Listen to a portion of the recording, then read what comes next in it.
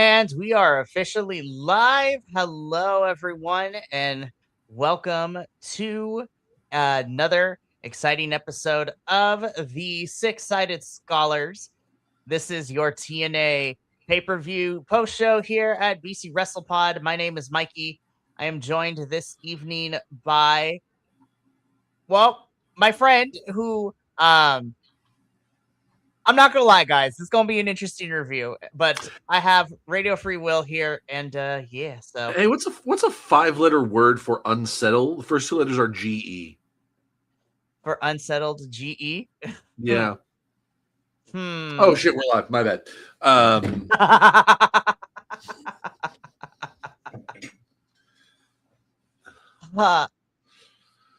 It's I'm not gonna lie, guys. This is gonna be an interesting one to get through because prior to this, while I had my ups and downs with Sacrifice, I actually did enjoy the show. And then news broke earlier in the week about a certain knockout no longer, requesting her release and then being granted said release. So I'm not gonna lie. I've been off a couple weeks. I have not been keeping up with TNA. I basically got the gist of things through Sacrifice, which it sounds like, given where the titles are, sounds like I could have skipped it anyway. But it's okay. You didn't miss much in terms of the build to Sacrifice. And the next is the build to Rebellion. And that's next week. Yep. So I'll fill you in when we talk about it because they already announced pretty much the whole card for Rebellion last night. Anywho, but we're here to talk about Sacrifice, which took place Friday, March 27th from New Orleans and Louisiana. We got a lot to talk about, so I'm just going to keep this intro brief. YouTube, Twitch, and Kick is where you can see us go live most of the days of the week. YouTube houses our edited reviews. Social media's houses the report cards and the previews and the clips and the predictions and stuffs. And then we also have some merchandise. bcwrestlepodshop.forthwall.com. We also have a coffee that helps us pay for all these streaming services. Feel free if you would like to donate, but no pressure because you being here is enough. You pronounce it coffee? I've always said it Kofi or Ko-Fi. Like, I know it's supposed to be like you buy a coffee for someone, but it's like, to me, like, just the way it's been spelled, it's always like, and maybe it's because I'm a wrestling fan and, Kofi Kingston exists. Right. But totally understandable. But honestly, I think there is no wrong way to pronounce it. So I was just like, it's all good. Well, it's like GIF versus GIF, like, yeah, the guy that created it came out and said, like, oh yeah, it's pronounced GIF. No, you can take my GIFs from my cold dead hands, okay? Oh man, we love it. Language does what we want it to, says the guy who's just developing a language game. Crazy, right? Alrighty, so let's get into Sacrifice. So I want to briefly go through the pre-show because you didn't really miss much before anything. So I'm just going to briefly go through it. So we had 2 matches. We had Ryan Nemeth versus BDE. BDE tried, but Ryan Nemeth would win. So didn't really miss too much of anything, which is fair. The System and Order 4 had a sit down and created like an uneasy alliance. I was like, this is going to blow up in their faces real quick, and I'm excited to see it. So we had a whole sit down. It's going to blow up, and it's going to be glorious to watch. Tessa Blanchard and Jody Threat had a match. Tessa Blanchard wins, ends up tying Jody Threat with some cable wires after the match. And that led to their bunkhouse brawl match that happened this past Thursday, which was actually really good. I really appreciated it, and it was pretty fun on last night's episode of TNA. Also, it seems that Tessa is stuck in the Undead realm, so that's also a new development, which is crazy to talk about, which tune in next Thursday to hear our thoughts about the continuation of Rosemary's story and the Undead realm coming back, which is, I'm actually excited for that. So that is what you missed on the pre-show. Alrighty. So now let's get into this main card. Okay, so we kick things off with our TNA X Division Championship match. That picture of Eric Young still gets me. It really be out here. You really listen. Say what you will about the whole story going into this, but Eric Young will always give us good content. It's like it is. It's giving like someone just explained to him exactly what a colonoscopy was. You know, it's He's in the middle of one apparently from the yeah. picture of his face. I'm sorry, what? Like, oh, It goes how far up? as is going in. But yeah, so Eric Young, like, thank you for providing us good chuckles. But we kicked the main card off with our TNA X Division Championship match, Leon Slater versus Eric Young. Eric Young technically is cashing in his Feast or Fired match here, his briefcase to get this match against Leon Slater. The storyline going into this is that using Leon Slater having visa issues and kind of playing it into the story, Eric Young is out here trying to expose the frauds of TNA, and he thought, he was going to expose Leon Slater as a fraud in this match. I don't know if he exposed him as a fraud. He did take a good chunk out of Leon's leg, though, by biting it. I was just like, Eric Young, what are we doing? Like, what is happening? But anytime I see someone biting someone in a wrestling match, my brain goes to Ace Ventura when nature calls. I didn't know the whatever tribe he mentions there were biters. I was like, Eric Young, why are we biting Leon Slater? But okay. Which, speaking of talking about, just if I may, if you want to talk about movies that have not aged gracefully, either of the Ace Ventura movies. No, like those no, were hilarious when I was a kid, but like thinking back on some of the jokes, I was like, wow, like holy, like transphobic, racist, like just awful on the 90s, man. Anyway, continue. No, 90s Hollywood. I mean, it's still wild, but like 90s Hollywood was literally the Wild West out here. It was insane. Yep. With how much everyone got away with everything. Yep. I like this match. I want to say that. I will continue to say this. I don't like Eric Young's story, and it doesn't seem like it's going away. And it's not going anywhere. It's not. It's just, he's just kind of in this little like. If this was building to something, like okay, yeah, actually, you know what it is? I think the original plan was to have this build to something, but every person that they were going to build it towards ended up taking a contract with WWE or AEW. They're out of here. So now he's either that or left TNA to join WWE or AEW. So now he's just kind of in this holding pattern of like, it's coming. The cleanse is coming. Someone's coming. Like something important is coming. No, it's not. No, it's not. Nothing is coming, Eric. Give up the ghost. Okay? As the kids say, give up the ghost. I'm going to talk about Eric Young when we get to a certain part of the show because the only thing that's coming based on this picture here is Eric. I mean, listen, it is important that everyone gets a colonoscopy, aka also get their prostate exam when they reach a certain age for those menses.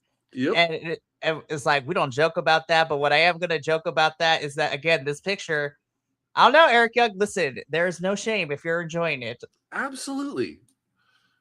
Leon Slater retains the championship. Overall, I do, again, like I said, I did enjoy this match. I thought the in-ring was solid enough. I'm happy to see Leon actually finally get to defend his title again after being away for a good chunk of January and February due to visa issues.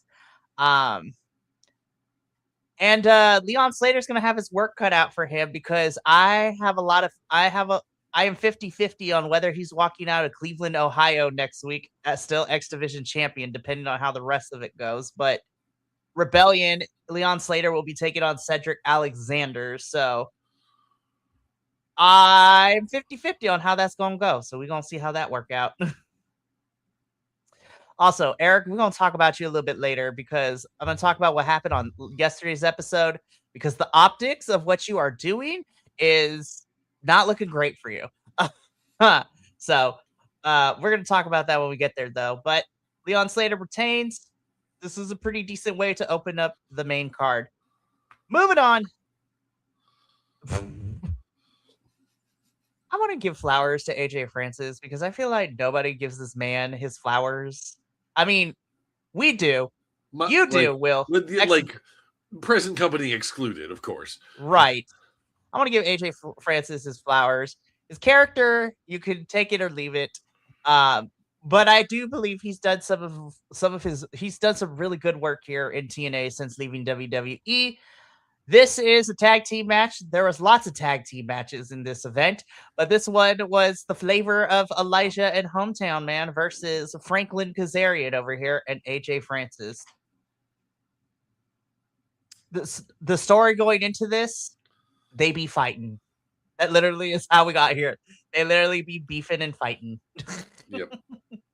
So, it's like, what's the storyline going in here? I don't know. We need another match for the card.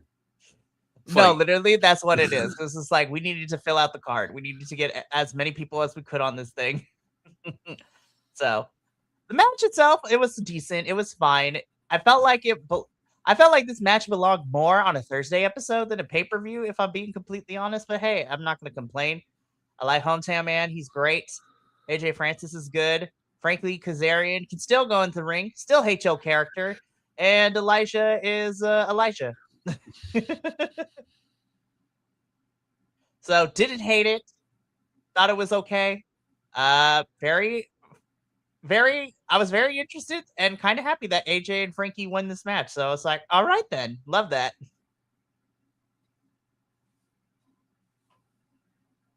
It's really hard. I have nothing else to really say. Yeah. This is going to be a weird one because we have a lot to get through. I'm not sure how much we're going to have to say about any of it. No, and we're going to probably talk about more of the news that has happened in the last couple of weeks. So, but AJ Francis and Frankie Kazarian beat Elijah and Hometown Man, and we keep it moving because we take a break from the in-ring action, and we find out that TNA has officially signed Mr. Ricky Sosa of Brussels to a contract in TNA. So his contract still allows him to wrestle in the European Wrestling Federations that he is a part of. But Mr. Bang Bang Sosa himself is now officially part of the TNA roster. Also, never going to be mad being able to see Chris Bay back on my screen because Lord knows we didn't know if he was going to be able to walk when he got that really nasty neck injury. So, excited. I am. It's still someone whose catchphrase is bang bang and this. I understand wrestling. There's only so many catchphrases you can have in wrestling, but between the Bullet Club and Cactus Jack, these are two pretty iconic,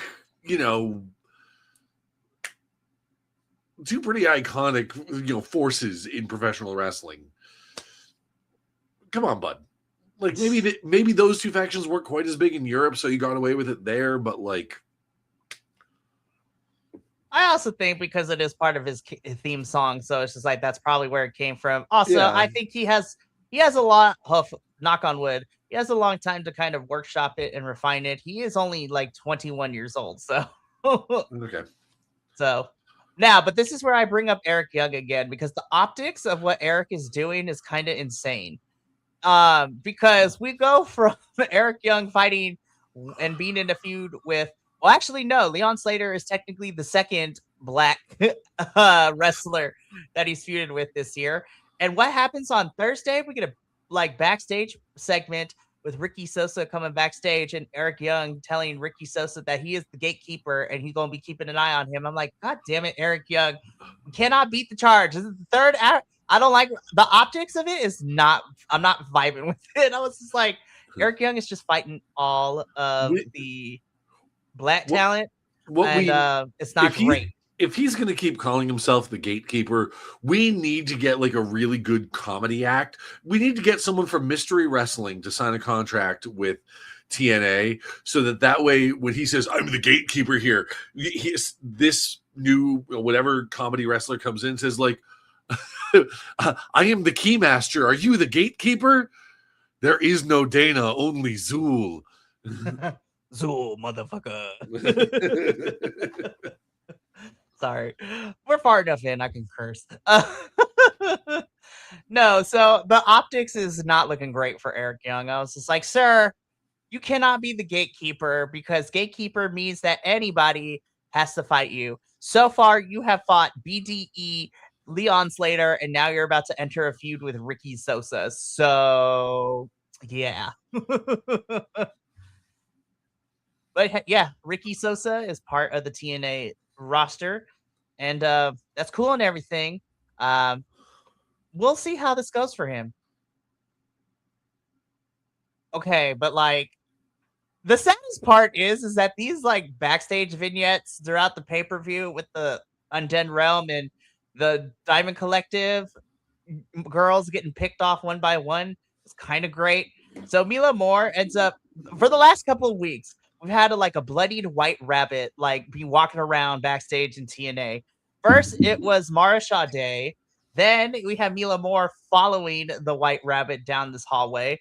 And at the very end, Mila is just staring at the camera, and we get coming from behind her a returning Havoc, who is known to be tag team partner of Rosemary and be part of this whole Undead Realm craziness. And so, yeah, Wait, almost have not Jimmy Havoc. no Jessica Havoc. Okay, all right. I was gonna say, like, I thought Jimmy Havoc was pretty thoroughly blacklisted from most promotions these days. No, so this is Jessica Havoc. The last time, well, to give a little bit of context, the last time we saw her in TNA was when she was with Rosemary, obviously, but it was also when Taya Valkyrie was still here, and they had their 3-person faction known as the Death Dolls, and it was actually pretty cool. Nice. So I don't know if she's back full time, but I love that. I mean, we got to see Crazy Steve last week. I did see that vignette. I did, like, because that, like I said, I haven't been super keeping up, but because this Undead Realm thing, I am very invested in. So when I saw that come across my YouTube feed, I did make sure to check that out. No, that segment with Rosemary and Crazy Steve was awesome. I loved it. Is it like, like Crazy Steve? Isn't he like super nearsighted, like to the point of almost being legally blind? Yes, his vision is so bad, and it's going to continue to get worse from what he said in interviews. Yeah, but man, it's like Stan. He's just the modern Stan Hansen with better makeup. You know that about Stan Hansen, right? I do. That's why his lariats always looked so gnarly. He just kind of swung and hoped you were there. Like if I swing with enough proximity. Yeah. So again, Mila Moore is kind of taken out by Havoc. I mean, she would be back on the Thursday episode, but I'm very intrigued. The Undead Realm and whatever we got going on with Rosemary is the best thing, but it's sadly the best thing. I was just like, it is the kernel of corn in the crap. It is. So this is not the last time we will be seeing this red filter and these lights be going on, because the White Rabbit was a busy bunny throughout this whole entire pay-per-view. But we keep it going though, because okay, this is where all the content's gonna come, because we got a lot to talk about this one. So we got a triple threat match for the TNA Knockouts Championship. This is our champion, NXT star Ariana Grace, the daughter of Santino Marella, in a triple threat. And this match was made because Liang Li was, a rematch clause as the former champion. And Danny Luna is in this match because she was supposed to fight Liang Li at Genesis, but visa issues did not allow her to.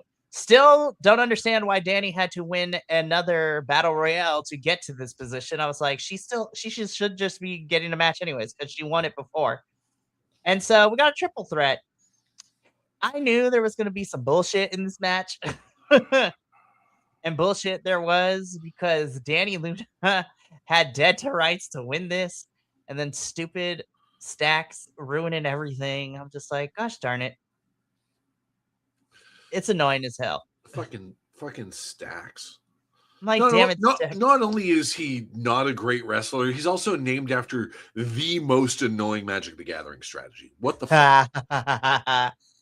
Oh, you're going to hate. Well, I mean, you're going to hate this too, because, like, trust me, Stacks and Ariana are annoying here. They're really annoying in NXT too, especially now that they have their little faction going on, because their faction is all they have. It's a 5-person faction. It is made up of like the kids of like Oh yeah, wrestlers yeah, who've yeah. been in this business. Still hate the name Birthright. It's really stupid. So it's Well, I crazy. mean, it's after credit where it's due, they have learned the lesson that so many other wrestlers have failed to learn is you don't have a faction with the word new in it. Like, because just like you had the new Rockers and the new Midnight Express and the new whatever, like, excuse me, the exception to that rule, of course, being the New Day, because they were the original the New Day. It's not like there was a faction just called the Day and then they were the New Day. Right. And so, yeah, Birthright works better than the New Legacy. Am I wrong? No, you are not wrong. Oh my goodness. Yeah, they're annoying in NXT too, but I was really annoyed with this. I was just like, how much longer are we gonna have to see Ariana hold this title? It makes me mad. So I do want to say, when this match was over, I was like, all right, well, hopefully somebody. I mean, I was like, all right, Lee, you had your chances, so it's just like whatever. And then I was just like, hopefully they give Danny another shot. Well, fast forward to earlier this week, where I learned that via Fightful and other wrestling news outlets that Danny Luna had requested her release from TNA, and TNA granted her release. And I'm just sitting here and I'm just like, damn, TNA, you just let that one go. I was like, I was like, how do you let Danny Luna go? I was just like, that means you had no how they let plans for Danny her. Luna go? That means they let Danny Luna go the same way they let Mance Warner go, the same way they let friggin' Jake Steph, something go. Jake something, the Rascals, like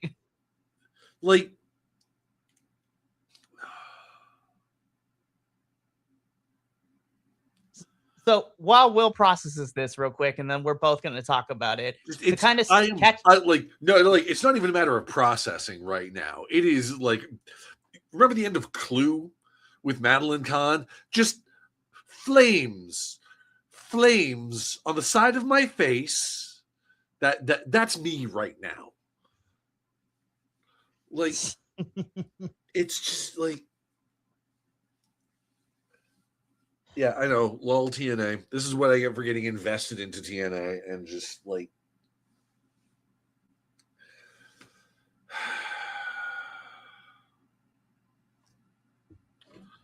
just the last thing I'm going to say on the matter is someone give her Tony Khan's number. Seriously. I've already hashed it out before we started, but I'm mad at TNA for letting her go, but I'm happy for Danny Luna because wherever she ends up going, she is going to be an asset. 100%. And Yeah. I think AEW could definitely add her to the roster. Oh yeah. Oh my god. Okay, I know Tony Storm is out for like basically for the foreseeable future, but can you imagine that match? Danny Luna versus Tony Storm? That would be crazy. And then if we're just looking at the way that Danny is built, like a brick powerhouse, like I'm also imagining her versus Jamie Hayter, her versus Megan Payne versus Marina Shafir. Yes, and now no. I wouldn't put her against Marina Shafir. I would put her in the Death Riders. Oh my gosh, Danny Luna would be great in the Death Riders. So, but yeah, it frustrated me, but then I was like, she's gonna be okay because she's gonna be great wherever she ends up going next, and I'm gonna follow Danny because she's fantastic. Yep. But damn it, TNA, LOL TNA, you just hate success, man, and you had something really cool with her. It's like they're playing football and just be like, the goal is to drop the ball, right? I don't know, man. This match was And Danny Luna being gone would just not help. So it's just like we literally have nobody else right now. Now I was just like, now it's just Ariana and Liang Li. I mean, it's annoying. It's it's okay. We got Ariana and Lei Ying Lee, and they keep trying to make Zaya Brookside into this, top competitor, which can and it I love Zaya, but like she's not. She needs a little more. That's not even it. That's not even the worst part of it. Is because they keep trying to be like, oh, Zaya Brookside, oh, let's have her challenge for the title, and then oh, are we going to make things really interesting? Because that means she's going to have to defend her title against her own tag team partner. No, they would never be that fucking interesting. Be like, and just to let you know, there was a championship match last night between Ariana and Zaya. Zaya ended up losing because once again, Stacks got involved, which led to, again, the rematch is it's Ariana and Lee at Rebellion next week. I was just like, I can't believe I'm saying this, but I was like, Indy, are you coming back anytime soon? I was just like, I don't like that prospect either, but I'm like, TNA literally shot themselves in the foot. We don't have anybody else. And you had something with Danny. Either that, or they need to fast track this whole 7 Deadly Sins Undead Realm thing and get Rosemary back into the title picture. Oh my God. Rosemary, save us. Rosemary, come and save us. Seriously. Anyways, we're going to move on because we can be here all night. I don't want to. I'm already sad. So it is what it is. Speaking of Rosemary, I'm not going to lie. I kind of would like to see Rosemary and Mara Sade like pair up a little bit. I think this is so interesting. And, Mara Sade has grown on me. We're going to talk about her a little bit later. But yeah, this was a really fun backstage. Mara is just like, Rosemary, like, I know you creepy, but I'm not necessarily like, I was like, you kind of cool in your weird way. So I was like, there's a budding friendship here, and I'm not mad at it. This would be great. Again, we went from what happened before to this. I was like, oh, and then we get into the next match. Okay. I think it just might be me because I'm a weirdo. I think for me personally, this was probably my favorite match of the entire night. I think the only thing I have is I want to see more Tasha Steelz. It was great to see her in this match, but give me more Tasha. I feel like she should be wrestling more. Mm-hmm. Jada, girl, we got to slow it down a little bit, but you know what? You and Ali had some really fun exchanges. This match was just nuts, and I had a good time with this one.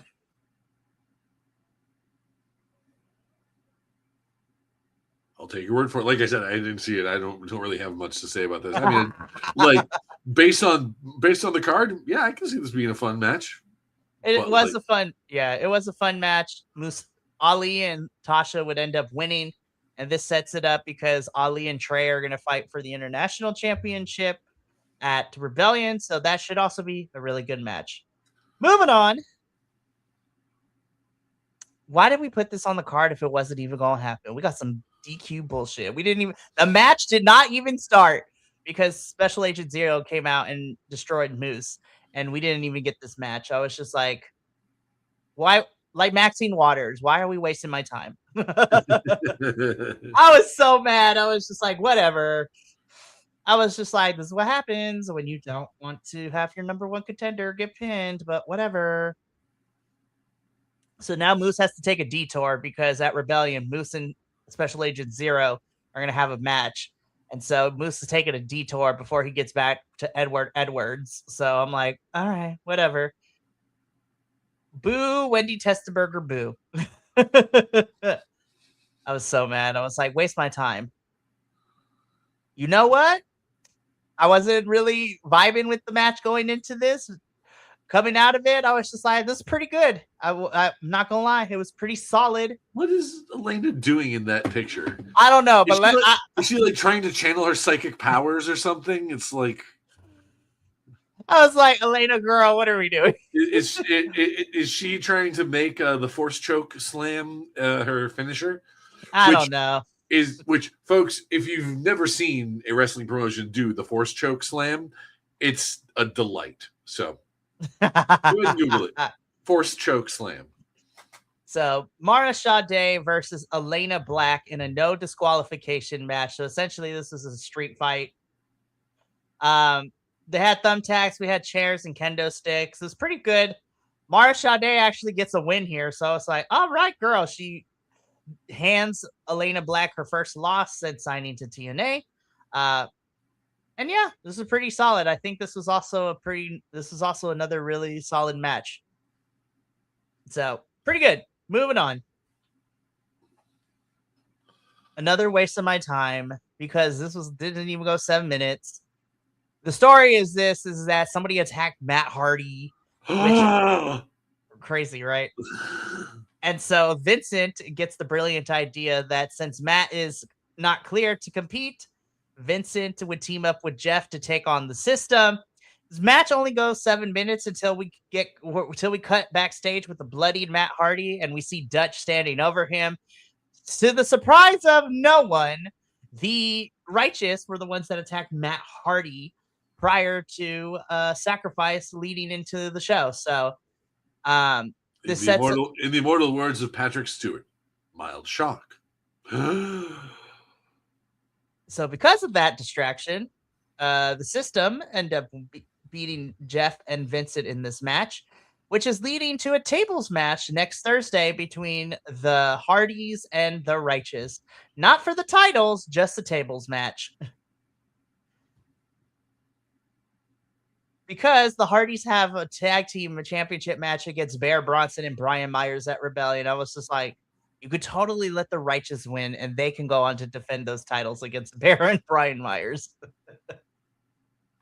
So, but I can already smell the shenanigans. I know that the Righteous are probably going to lose that tables match on Thursday.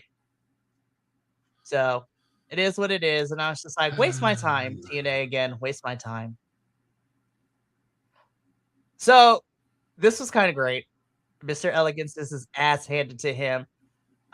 Because we get a stage segment in which we start off with the Elegance brand in the ring, talking about, they have been beefing with some of the TNA Knockouts legends over the last couple of weeks.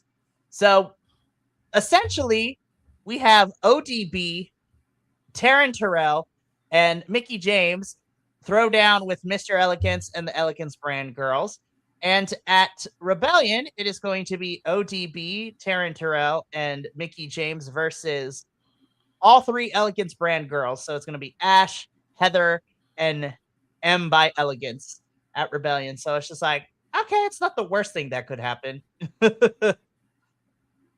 So we'll see how that goes. But yeah, Mr. Elegance getting nut shot was kind of fun, and I'm not gonna lie, it was fantastic to watch him. I'm waiting for them to bring Awesome Kong in to be just for a one-off. Just for a one-off.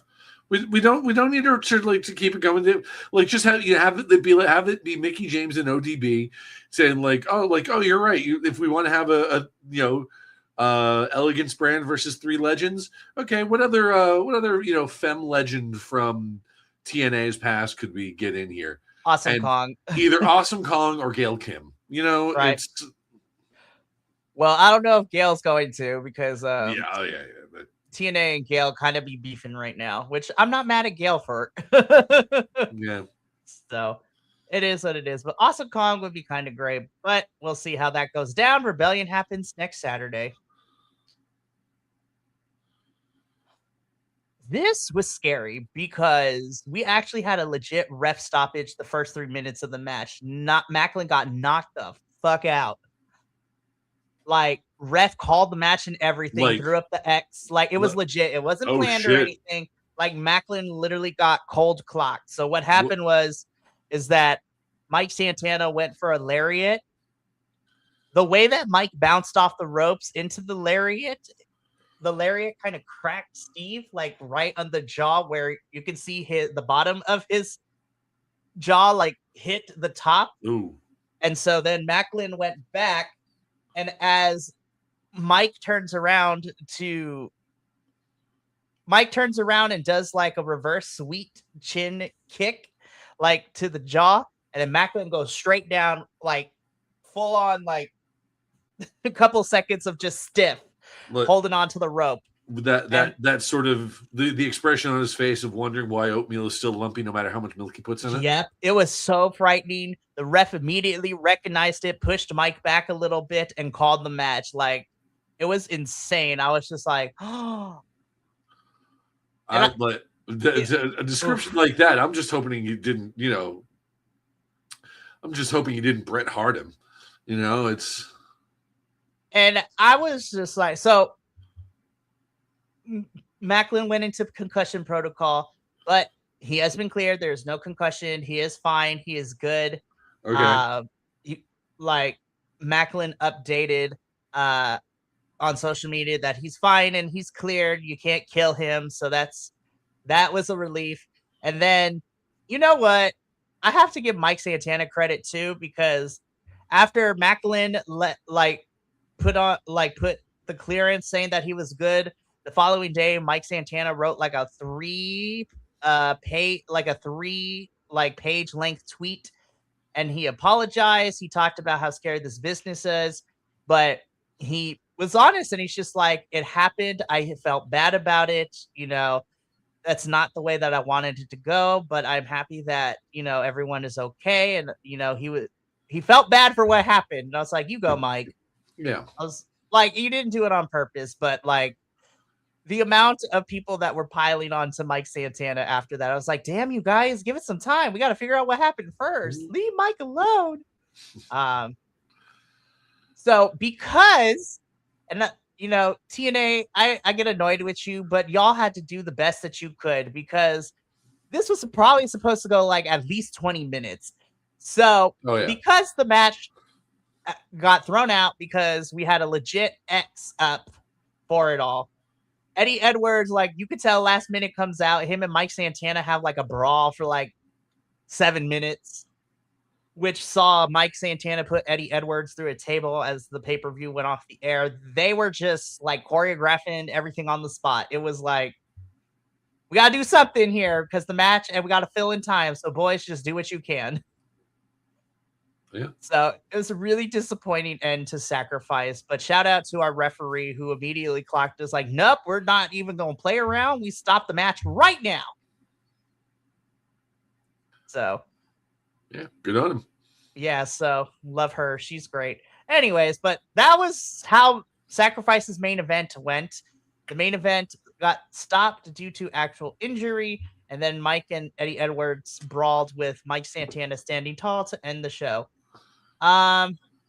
Yeah, Sacrifice was the thing that happened. In hindsight, leading into this week, I thought this was a pretty decent show. I will say it was definitely better than not Sacrifice. It was definitely better than No Surrender, but let's just say that I hope Rebellion does better. So Rebellion is next Saturday, so we're gonna see how that all goes down. But yeah. The only other updates that I have from TNA is, again, the Undead Realm continued to get explored on Thursday. Some pretty solid matches.